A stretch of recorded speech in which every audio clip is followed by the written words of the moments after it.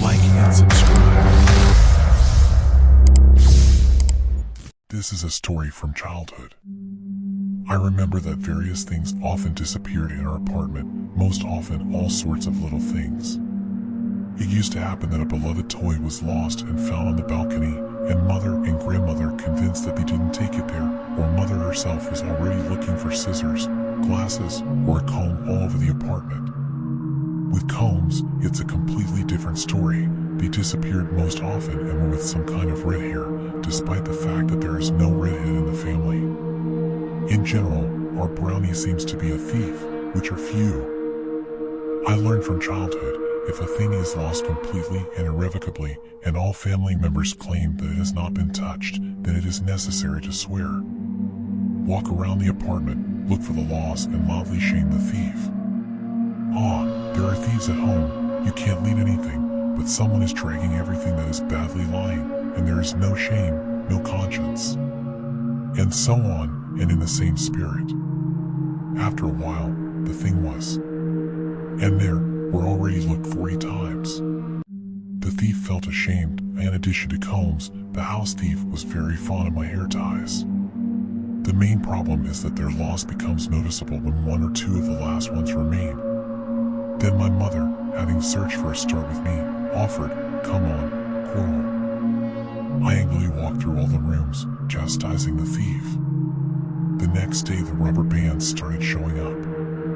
In the kitchen, on the table, on the shelf with books, just on the floor in the middle of the room. The funniest thing was to find one of them fastened to the faucet in the bathroom. Harvest loss collected a couple of days. Mom half-jokingly suggested that we didn't have a brownie, but a brownie who likes to do her hair. No wonder he steals combs, rubber bands. I also remember another case. Since I love to draw, I was given a set of paints and an album for my birthday. The next day I decide to paint and discover one album. The colors are gone. Mom did not touch. Grandmother did not touch, even more so Dad. The house thief, as always, is a great fellow. I'm going to argue. The next day the paints were found. Mom discovered them when she was sweeping the floor. I just swept the box out from under the closet. The paints, by the way, were untouched. But not only my things were dragged by a thief, and it was not always trifles.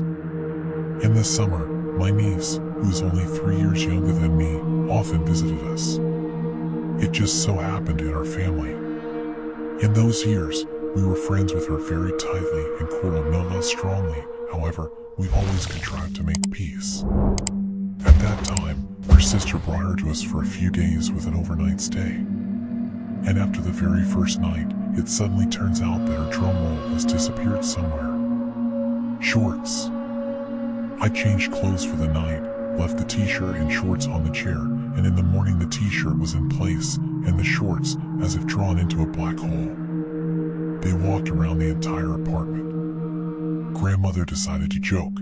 The thief is probably trying on. Jokes, and I went to swear. For half a day with a tribe of monkeys, they jumped around the apartment, singing a song, "Give me your pants. Not your size."